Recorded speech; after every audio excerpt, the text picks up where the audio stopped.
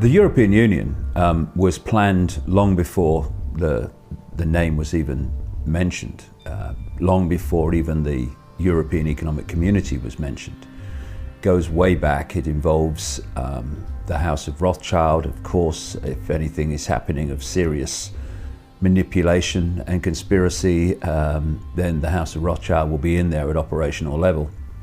And one of the other so-called elite families is the Habsburgs, and of course Otto von Habsburg has been involved in the manipulation of the European Union is now for long before, like I say, it was ever mentioned. The idea is very simple. If you are the few and you want to control the many, you have to centralize decision making. You have to centralize power. The more points of decision making you have, the more diversity of decision making, the less power any small cabal is going to have at the center. So the idea has been over not just hundreds of years, but thousands of years, to incessantly centralize power, to centralize decision making. If you think back a little way, humanity was assembled, if you like, in tribes, where there were lots of tribes in these different areas of land, and the tribes were making decisions over what happened in the tribe. Then came the first major centralization operation, and that was when they turned large numbers of these tribes into different nations. And of course, then you've got a situation where now a few people at the center of the nation are dictating to all the previous tribes. What the European Union is, and of course they have plans for similar structures all over the world. Like they've got the African Union, they want the North American Union to be the American Union, they want the Asia Pacific Union. But the European Union is the blueprint.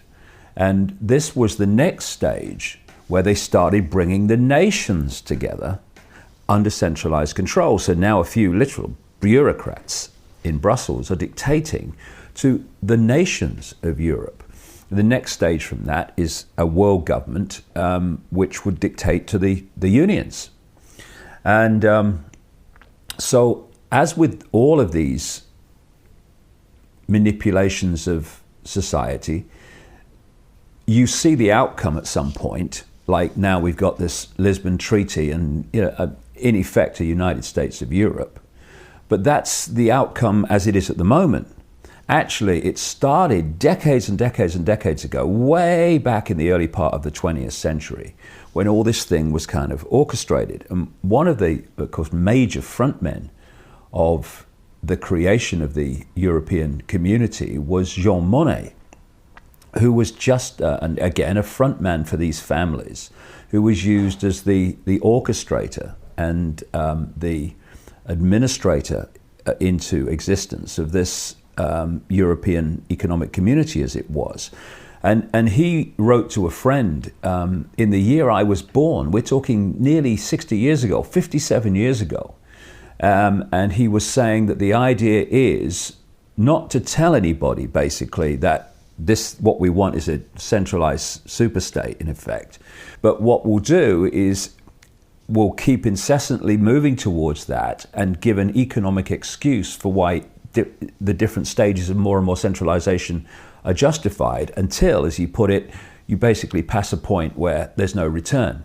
And in effect, barring a colossal revolution, we are, in the present state of things anyway, past the point of no return. And it's just been a classic case of what I call the totalitarian tiptoe, where you start at A, you know you're going to Z, but you know if you go in gigantic leaps, then the change is so dramatic and quick that people look up and ask what's going on. So you make your leaps as much as you can get away with, but not so far that there's a big kind of reaction and acknowledgement that something very different is going on here. And they've done it brilliantly. But the way they played it in more recent times is to deny the public an opportunity to have a decision or make a decision in referendums, etc., on the incessant centralization of power that we've been seeing, because more and more people are beginning, in fact, well past beginning, to look at the European Union, the way it's going, and feel great unease about it. We saw this with the no votes for the Constitution in the Netherlands and in France, and that was a big wake-up call to the manipulators, because they realized that if you give people the opportunity to say yes or no to this creation of this United States of Europe, then overwhelmingly you're going to get a no. That is why they simply changed the name of the Constitution to the treaty and kept 98% or something of the Constitution in the treaty. It was an excuse, clearly, blatantly, obviously, not to have a rerun of the French and Dutch referendums, because they knew they would say no again, and not to have to give a referendum in the UK where we would have massively said no, no question.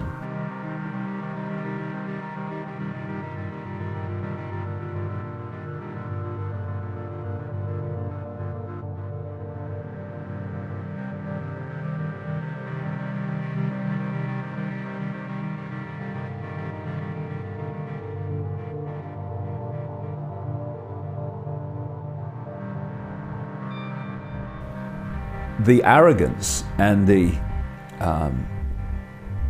agenda of this cabal is such that public opinion is totally and utterly irrelevant. And if public opinion is going to say what you don't want it to say, then you do not give public opinion the chance to say it. In Ireland, of course, thanks to the Irish Constitution, they had to have a referendum on this treaty. And the Irish said no. What happens then is we can't call it something else, so we've got to get the Irish to turn over that decision. Now, you see, in a normal course of events, you have a referendum. The referendum decides, and everyone gets on with their lives. And if that referendum, that first one in Ireland, had have said yes to the treaty, that is exactly what would have happened. But as I've said many times over the years, if it's the agenda, it doesn't take no for an answer. And so you know when it's the agenda because it will not accept the outcome of a public referendum. So we have the second one. What happens then is they go to town big time on all the areas they need to change to get a different vote. One of the things that happened in Ireland, outrageously, was the people that decide media policy and media balance policy and media bias policy in Ireland decided that in the second referendum, the television stations and the media didn't have to give equal time to the yes or no vote. They just had to give basically equal time to each party. And as only one party, Sinn Féin, was wanting to vote no, of course, the massive yes vote got, Arena rather, got all the coverage. And to be honest, if that vote had not been genuinely no, and some people think it wasn't, then they would have made it so by manipulating the votes anyway and manipulating the count, and because these people will not take no for an answer. So what we now have is a situation, outrageously, where a group of unelected bureaucrats in Brussels, appointed by other bureaucrats, controlled by the elite family network, are now going to decide on the policy and the structure of European society. And for those Irish people who genuinely voted yes to it, and those young people I saw jumping up and down with joy like a goal had been scored in a cup final when the vote came through yes. If you ever watch this, you people that did that, you are going to regret what you did for the rest of your life. Because what's going to happen now, we're already seeing it, Henrik, is once this power is secured, we only got the Czech republic now to go through it, etc. We are going to see the speed of European central control just be unleashed. This European control system, as we speak, is like a series of 100-meter runners at the start of an Olympic 100-meter final. It's like, on your marks, get set, and now they're waiting. And as soon as this control system is through and this treaty is all intact, the gun's going to go off. And in all directions, massive centralization of power, dictatorship from the center is going to happen. We're going to see things like a European database where all the countries pull their database. We're going to see European laws, European law enforcement, etc., etc. And you people in Ireland, good on you who voted no, but you voted yes. Young people, I'm afraid the celebrations are going to be very short. Because you know what the Irish have done, those that voted yes?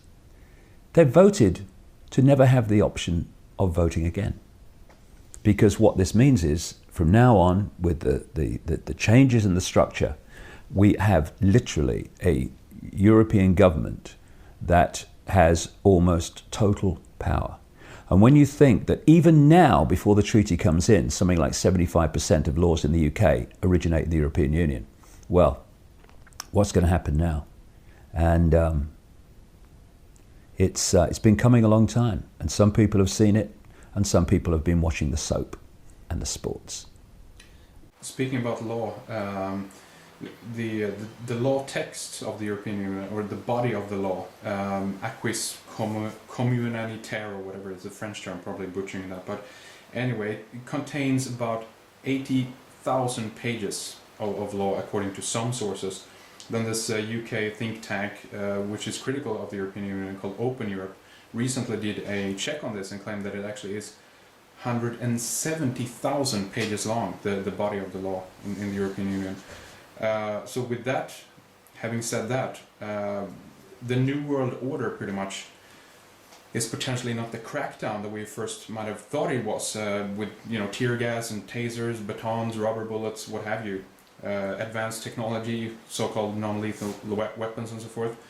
Okay, that happens now and again, like in Pittsburgh, but generally it seems like the New World Order is more about rules, regulations, bylaws, do's and don'ts, ink and paper, and in a way, in the future panopticon, if you will, even to make a move or to be able to do something, you have to file a motion or turn in a paper or something like that.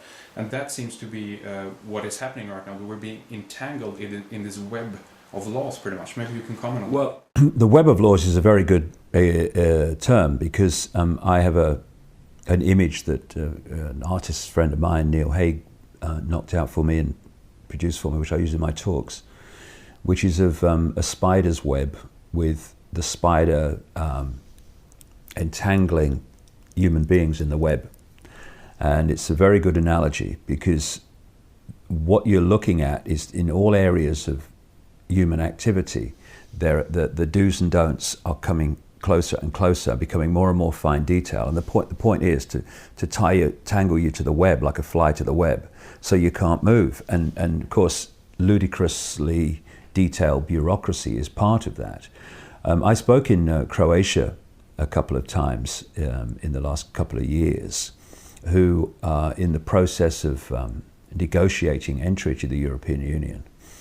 And I was saying there that it's like tanks and troops all lining up on your border, and they're waiting to invade as soon as they're given the go-ahead, and then the invasion comes. But the point I was making is that invasion is not troops and it's not tanks, it's bureaucracy, it is laws, rules and regulations dictating the fine detail of your lives. And I was pointing out, you may think, oh yeah, join the European Union, it's ever so good, and everybody else is in it. Look, 1 year after Croatia joined, if that. They'll be going, we didn't agree to this. What's going on? European law, mate. Well, you can't do that. We've never done European law, mate. And this whole thing about legislation and law is very, very important, because what they do is, first of all, meanings of words are different in the way they are used in legislation than they're used in everyday life. Therefore, what appears to say something, if you read it, says something else in legalese. And the other thing is, as you point out from your question, is they explode these words and clauses and subclauses across pages and pages and pages of legislation. And the politicians who vote for it have never read it. We've got a guy in, this is just one example, it's a pathetic example, but it's a very good one, called Kenneth Clarke, who is in the Conservative Party and was in the Conservative government of Margaret Thatcher and others, who actually said openly on BBC Radio, while campaigning for the Maastricht Treaty, which was a big step towards where we are, he openly said on the radio that he'd not read the Maastricht Treaty. And so what happens is, and this is not just in the European Union legislation, it's done in all legislation, that they vote for it, and then something will happen. Oh, I didn't vote for that. Yeah, oh, over here. Get your glasses on. Right. Look down here. Subclause 7, stroke 3. There it is. I voted for you. Voted for that. You didn't read it, but you voted for it. And this is one of the key reasons for political parties. It's an important area, this is. If we voted for people on the basis of their character, then there is no unifying force once they get to Parliament to get them to vote in blocks. So we don't want, in terms of this cabal, they don't want independent politicians. They had to find a way, they've long done it of course, of herding them together where they could be centrally controlled. So they introduced this whole idea of parties, a political version of the European Union. I guess if you look at its structure, you've now got a group of people who are answerable to a leader. And the leader then, and the leadership, and those in the shadows behind the leadership, dictate how all the people in that party, in a so-called democratic free country, are going to vote in relation to some legislation or other. And then there's the carrot and the stick, that if there's rebels who will not vote as the leadership says, then they know that their political careers in terms of rising up the ranks is going to be severely curtailed. Because they know that, the politicians in the party who are there for power, there for prestige, they're not there through values, they will toe the party line and vote for legislation they've not read, and even if they did, they didn't agree with, but they'll vote for it anyway. And so we have this system in Britain, the whip system, they have it in most other countries too, of course, where these guys from the parties go round and threaten people in their own party if they don't vote with the party line. So what this means is that we have this ludicrous idea that we live in a free country because of a democracy, as if freedom and democracy is the same thing, when actually the whole thing is stitched up so that people vote in the desired manner. And we need a totally different look and perception of how humans organize themselves, because at the moment they don't organize themselves. They're being organized from the center in an increasingly fierce and dictatorial way.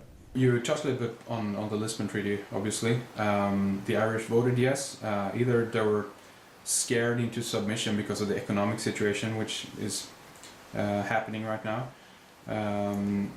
or maybe the 2.4 billion pro-European propaganda euros tax funded, by the way. Maybe those worked its charm on the Irish people as well. And there's a number of things now that are going to be implemented under the Lisbon Treaty. And there's two things, maybe if you can comment on this. One of them is the death penalty in the EU, in the case of war, riots, and upheaval, whatever that actually means, upheaval. And also the potential upcoming future president, unelected president of the European Union. Some say Tony Blair, recently converted to Catholicism and all that, the whole background story on that guy, war criminal, liar. If Tony Blair converted to humanity, it would be a start. He's not managed it yet. What's your take on the implementation of the Lisbon Treaty and these things?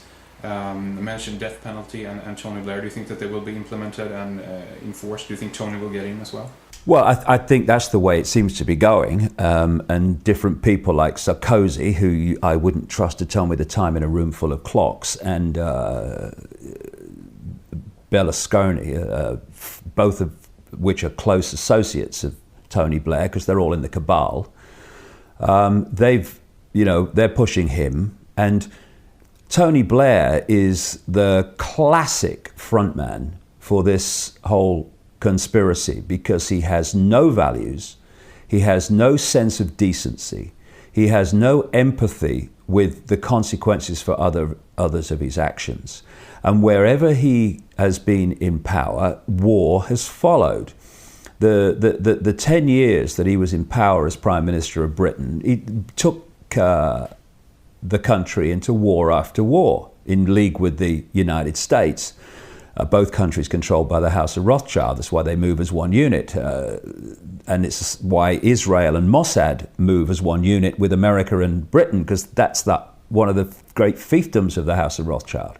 It's all comes back to them at operational level in the end. And so Tony Blair will implement anything that he's told to implement. He's the ultimate yes sir, no sir, anything you say, sir. And of course, at the moment, after his time as Prime Minister and before he probably becomes the President of Europe, he's had payback. He has been given enormous amounts of money for doing nothing in terms of advising JP Morgan Chase, phenomenal amounts of money for sycophantic, bland, say-nothing speeches. And he's getting payback for services rendered when he was Prime Minister of the United Kingdom and did whatever he was told. We had a situation when he was Prime Minister where even when members of the cabinet resigned in various situations, sometimes in protest over the Iraq War, where they actually said there was no cabinet government in Britain because those in the shadows were basically making the decisions through Blair, and what the rest of the government decided or thought was irrelevant. And now, if he becomes the President of Europe, if you look at his track record, you look at the people behind him, you look at what the agenda is in terms of a third world war to complete the process to world government, world central bank, world army and all this stuff, he will take the European Union into a war. I mean, he knows no other way. And so the very fact that this was pointed out to the Irish people, what you're voting yes for is almost certainly this valueless, lying cheat to become, in effect, your head of state. And they still voted yes. Turkey's voting for Christmas. And Christmas is coming, by the way. One of the things that kind of I'm currently working on, so to speak, in terms of the film that we're working on, is a theory rather at this point. Some of the evidence seems to point out that the European Union is basically the recreation of the Roman Empire, or the Holy Roman Empire, pretty much. Yep. The Lisbon Treaty documents, once they are signed, are, for instance, they're lodged in Rome. The major step forward in the EU back in '57 was, of course, the signing of the Treaty of Rome. Yeah. Tony Blair converted to Catholicism, again, potentially becoming the first president. Otto von Habsburg, the Pan-European Union, seems to favor a Catholic, or at least a Christianized, anti-capitalist European Union. Based on the Constantine creed, or the Constantine time, where of course Constantine the Great was the head of the Holy Roman Empire, which is, you're quite right, they want to create. And Otto von Habsburg even uses the name Constantine when he's talking about what he would like the European Union to become. And he wants a president for life, not just a president for a specific number of years. And continuing on from that, many of the so-called founding fathers of the EU, you mentioned Monnet before, Robert Schuman, Konrad Adenauer, Joseph Beck, Alcide de Gasperi, Paul Henry Spaak. They all have been in some kind of accordance with Christian Democrats, Christian Social Democrats, or Catholic. Some of them are Jesuit trained and so forth. So to you, is that evidence that at the core the European Union is going to be Vatican/Catholic, or is rather a creation of the Catholic background, and Vatican basically is behind it? Is that what you see as well, or do you have any else to add to that or comment on? Well, Rome is the center of so much, and there's a good reason for that. When these network of interbreeding bloodlines came out of ancient Mesopotamia and ancient Egypt, Sumer, Babylon, at least one stream of them, and their priesthood is the secret society network through which they operate, relocated to Rome and created the Roman Empire. Of course, it created the Christian Church. But the Christian Church, the Roman Church, and now the Roman Catholic Church, was the Church of Babylon relocated. And the holy days of the Church of Babylon are the holy days of the Church of Rome, just use different names. The Roman Church Trinity of Father, Son, and Holy Ghost is another version of the Babylonian Trinity of Nimrod, Tammuz, the virgin-born son, and Queen Semiramis, Ishtar, the goddess of Babylon. And they symbolized Queen Semiramis in Babylon as a dove, and they symbolized the Holy Ghost in the Christian Trinity as a dove, which is the goddess. And what they also did was take all the attributes that the Babylonians gave to Queen Semiramis, Ishtar, like the Queen of Heaven, Virgin Queen, great, all this stuff, and they gave them to Mother Mary. So the Roman Church is the Church of Babylon. That's what we're looking at. And so it is in many ways, so many ways, the core of it all. And that's why the Jesuits and Opus Dei and all these people are so influential in this whole network of manipulation. Also influential, of course, you've got the Knights of Malta, used to be called the Knights Hospitaller of St. John of Jerusalem, again, allied to Rome. You've got the Knights Templar, again, connected to Rome. And so, yes, that's a massive vortex of control and manipulation. And it's no accident, as you rightly point out, that we have the Treaty of Rome and all these things within the European Union. And London is another major operational centre. But, Rome is massive. And it is a recreation in so many ways of the Roman Empire. Because people don't realise that, the Roman Empire is supposed to be from history, but our very laws are created on the Roman system.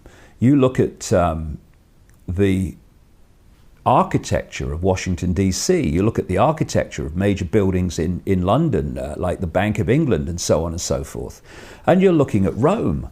And Rome never went away. It just changed the way it operated, went underground rather than in your face. And we're actually seeing, Henrik, almost a cycle being completed now, because there was a point where people were rebelling against overt, in-your-face dictatorship, i.e. royal diktat, kings and queens dictating everything. They rebelled about that, and that this was a problem for the control system, the emerging control system. So they had to start to do it another way, and they did it by moving these elite bloodlines, although they kept some in the royal families like we have in Britain, etc. But most of them went into what I call the dark suit professions and introduced this thing called democracy. And they had politicians which appeared to be voting in relation to what people wanted, and they were being elected by people. And then you had the corporations, and you had all these other things, all these dark suit professions of this cabal, and their agents and gophers were running this system. And for a long time, they ran it because they had to, as if people were free, and they equated freedom with democracy, which is just dictatorship by the majority, or even dictatorship by the minority in many countries. And people bought that. But what we're now seeing is the movement getting ever faster to the point where people are beginning to see again, as you know from your program, and I know from traveling the world and talking and researching this, more and more people are beginning to see again, actually, we're being controlled. It's almost like it's a return to, we're not having kings and queens dictating to us just because of their bloodline. And now people are starting to realize, hold on a second, in a different form, that's happening. And so we're seeing the European Union and all these other institutions of power becoming more and more blatant in the fact that that's what they are, dictatorships. And so this Rubicon that's been crossed with this Lisbon Treaty is going to take us into an era very, very soon where vast numbers of people will realize, actually, we're seeing another version of what humanity rejected centuries ago, which is the overt dictatorship by the few of the many. How we respond to that will decide how long it goes on for. You mentioned, which is interesting, basically how the Roman Church has been built on a previous religion, pretty much. Right. They also use the name Europe. Europe, of course, comes from Europa. Which is another name for the goddess, another name for Semiramis, and the goddess under so many names in different communities and societies. Absolutely. We're seeing it re-emerging from behind the shield, from behind the smokescreen. Because in one way you can look at that, the EU even have, in some cases, statues of Europa riding the bull, Zeus, and in Christian lore, that could be interpreted as the woman who's riding the beast, the harlot. If we look at it from the Bible again, it's Babylon, the great mother of harlots and out of earth's abominations. So in one way you wonder, which one is it then? Is it that she's the bride of the devil or the mother of God here? Who are we talking about? Because if I just show you quickly, you've probably seen these images already. But that's the comparison of the European Parliament and Peter Bruegel's Tower of Babel. And of course, merged together, they look like the same. So are they building the Tower of Babel, or are they building the Babylonian Empire again? But they're doing that under the guise of Christianity. Or what do you think is going on there? Well, all the way through this period, from Babylon, Sumer, ancient Egypt, right through the present day, the same network of interbreeding families and bloodlines have been at work. And they've been following the same religion, worshipping the same, quote, gods. It's all been the same stream of belief, of manipulation of families all the way through. But there have been periods where they've had to hide it. And there's periods when they've put it in front of our faces because they were confident enough that they could get away with it. So if you go further back, they were openly displaying their human sacrifice, their idols, their symbols, the whole thing.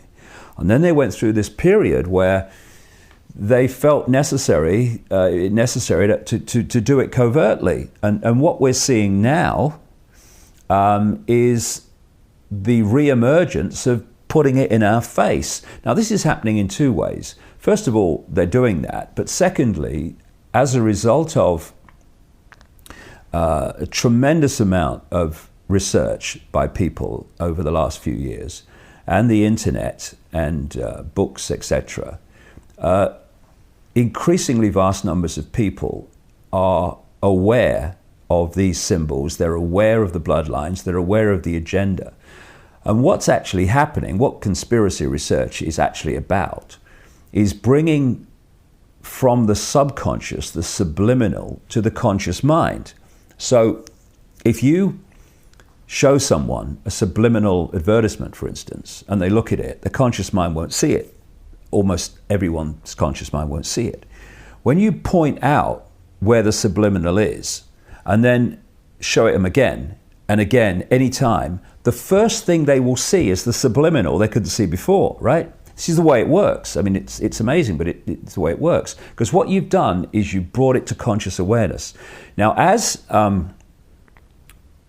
researchers, etc., have brought these things to public attention, they are bringing them out of the subconscious, out of the subliminal. And so people are seeing these things like they wouldn't have seen them before. So to an extent, they're putting it more and more in our face. But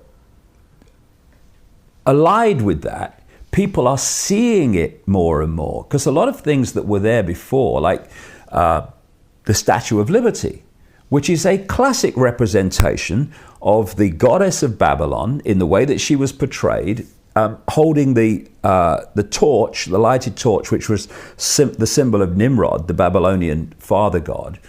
And actually, she's actually standing in New York Harbor on a depiction of the sun.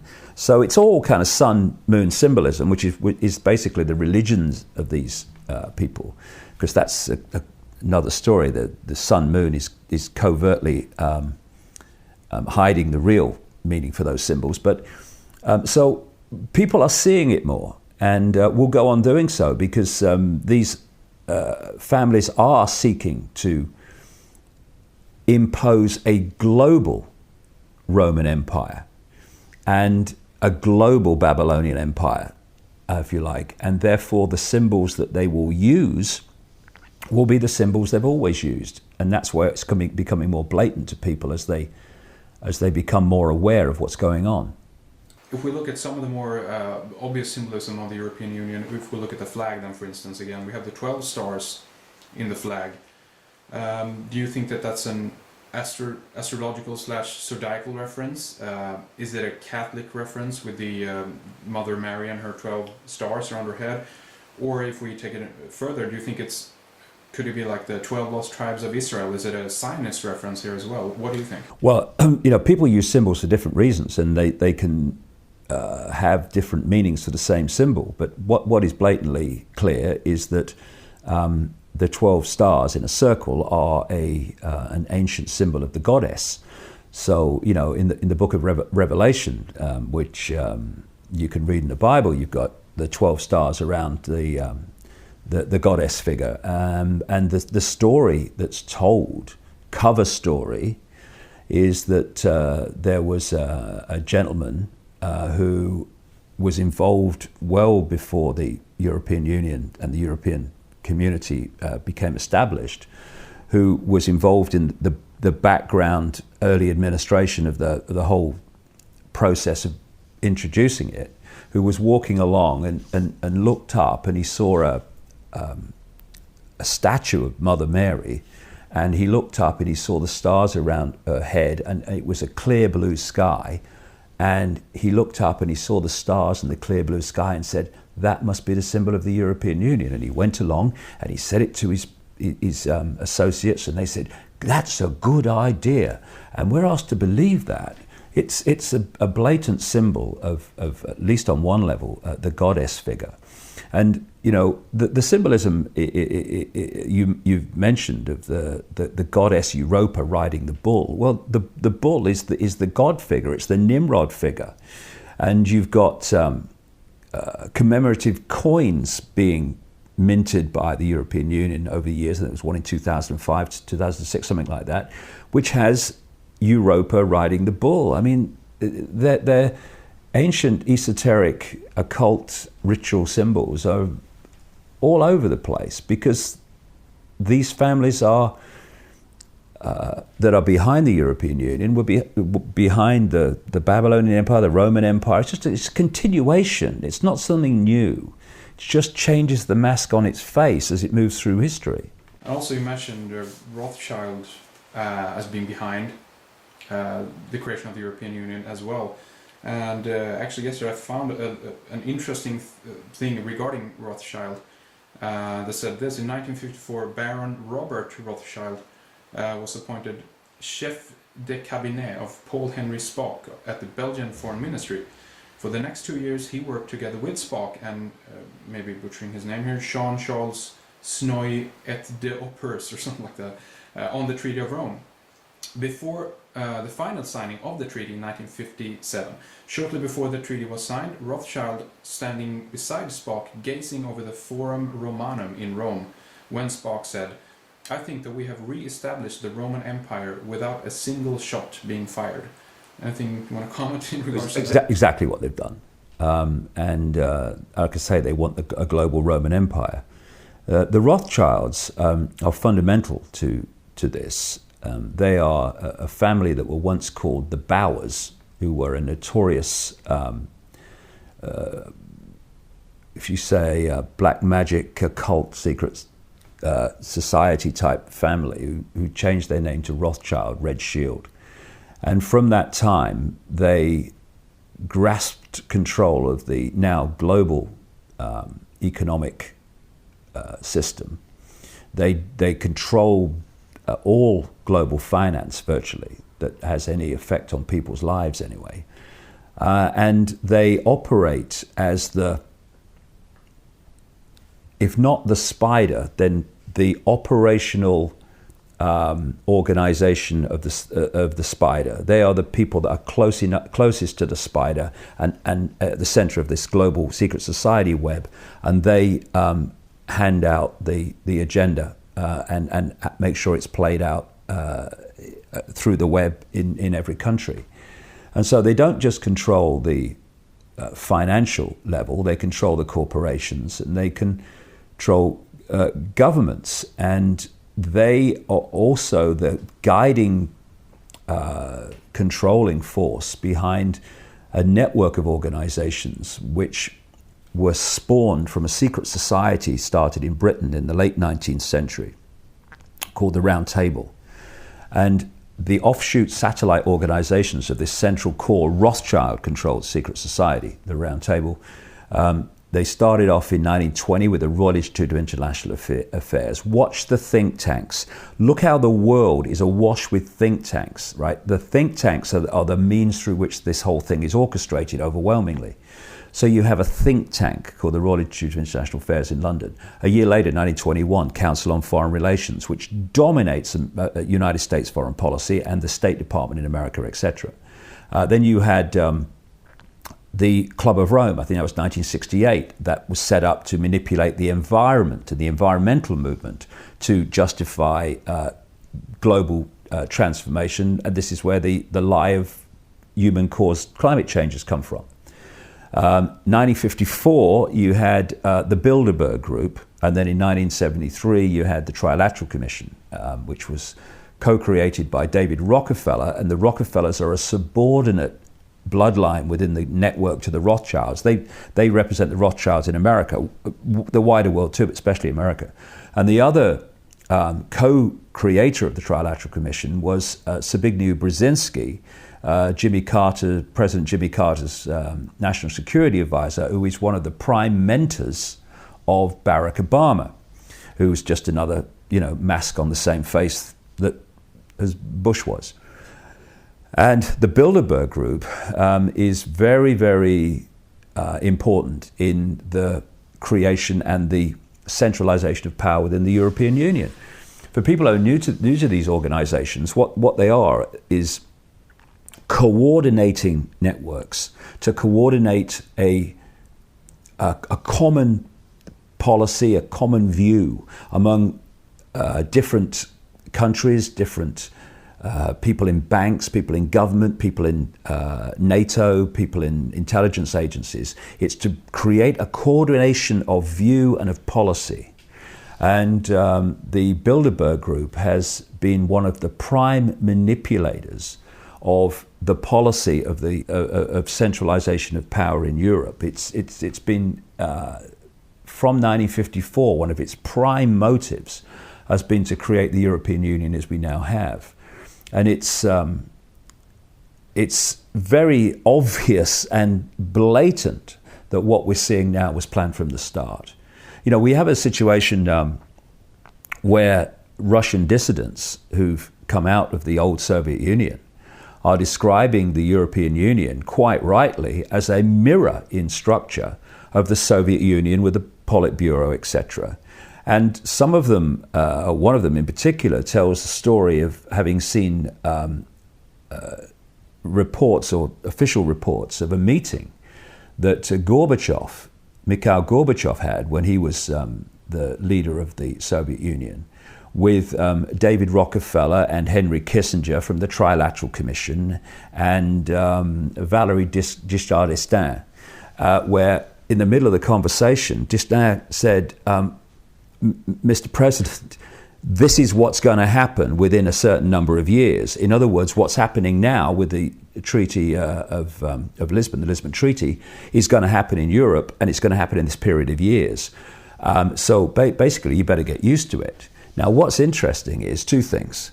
First of all, if France and the Netherlands had not voted no to the original constitution, then d'Estaing's timescale would have been virtually exact what he said, the number of years hence that this was going to come in. It's only been delayed because of those referendums, which meant they had to go through the process of going from a constitution to a treaty and all the rest of it. The other interesting thing is the person who oversaw the writing of the constitution was Valéry Giscard d'Estaing. So, Bilderberg Group, by the way. And we had a guy in the UK who was a practicing Satanist and serial child killer. I said that in my books when he was alive, no comeback because it's true, called Ted Heath. Ted Heath was Prime Minister of Britain from 1970 to 74, and he was the man who signed us into the European community and knowing what it was going to be. And he was one of the obsessive campaigners for us to go in right through the 60s. We have in Britain something called the 30-year rule, where cabinet papers are released after 30 years. Some of them are not released then because of national security, in other words, security of the agenda. But what came out in the 30-year rule in terms of Ted Heath is he had agreed, while denying it in public, to the rundown of the British fishing industry, the rundown of British agriculture, the rundown of manufacturing industry, right at the start. We're talking the early 1970s, because, again, what is happening was planned from the start. They have had this whole plan of turning the whole of Europe into effect a single unit. So before all these unions came in, you would have a country, and this part of the country would be the coal mining. If they had coal resources, this part would be industry. This part would do that. This part would do that. Different parts of the country specialize in different things. So the plan has been to do that to Europe. So right from the start, amazing but true, they were dictating which parts of Europe would specialize in what. So they decided that places like, Germany would do this and that, but Britain, that would concentrate on service industries like insurance and banking and finance, and that therefore, because agriculture and industry and stuff like that was going to specialize elsewhere, in Britain, all those things were going to be run down. And so while people in Britain and every other country were seeing these kind of changes in the way the country was, like through the Margaret Thatcher era, through the 80s, that Conservative government absolutely targeted, on purpose, blatantly, knowingly, at the core level, the coal industry in Britain. So we don't have a coal industry now. And we are an island, and yet our fishing industry is being decimated by European Union law. And so what people have perceived over the decades of the European Union as their countries changing and thinking, why is it happening? Now it's clear why. It was all being prepared for where we are. The idea is to break the countries of Europe up into regions, because the idea is to de-unify any unification of response to the edifice of power above. Now, if you look around the world, whether it's the family, whether it's any grouping that can pull people together as a unit, and in a unified way, a unified response, they're being targeted. And one of those unification forces is a sense of nation, a sense of country. So what we're seeing, not just in Europe, but blatantly in Europe, is the bringing down of borders. For what? For what reason? Same in America, it's happening. So that people from other cultures can pour into other cultures, and people from this culture can pour into that culture. Now, on the face of it, people might say, and I might agree with them, well, we're all kind of just human beings. But if we're going to be streetwise, we need to understand not just what's happening, but why it's happening. And why it's happening on one key level is the plan is to destroy any sense of nation, any sense of unique culture. I'm now seeing articles, and I have been for a while in British newspapers, saying, what is it to be British anymore? Is it eggs and bacon for breakfast? I mean, is it fish and chips? What is it to be British anymore? What's it mean? And that's the idea. The idea is to break down any of that. And I don't say that from a nationalistic point of view, because I don't actually recognize myself as British. I'm just consciousness having an experience. I mean, you can stick all the other labels. I'm not interested. But if we're going to be streetwise, we have to see what is happening from the perspective and the intended outcome of those that are doing it. And this is all part of destroying a sense of uniqueness in any way. So you've got this great blob mentality that we call Europe. And if you've got a real strong sense of nation, this is why they're doing the same game big time on the United States, which at one point had a massive sense of nation and what it was.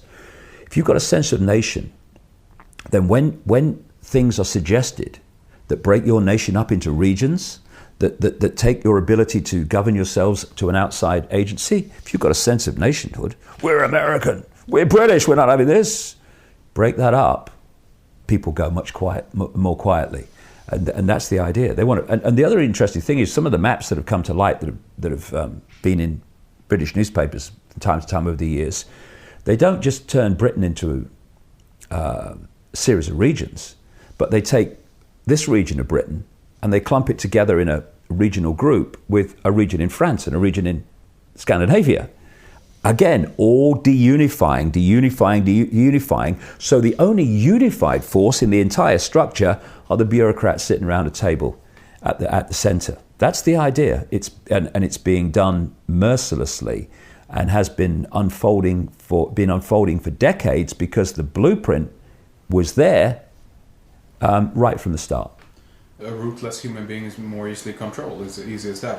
Although everyone might not identify, as you say, with their nation or with their culture even, that is at least one fundamental point in many people's lives. And when they take that away, then it's much easier to control that human being, obviously. Exactly, that's the idea.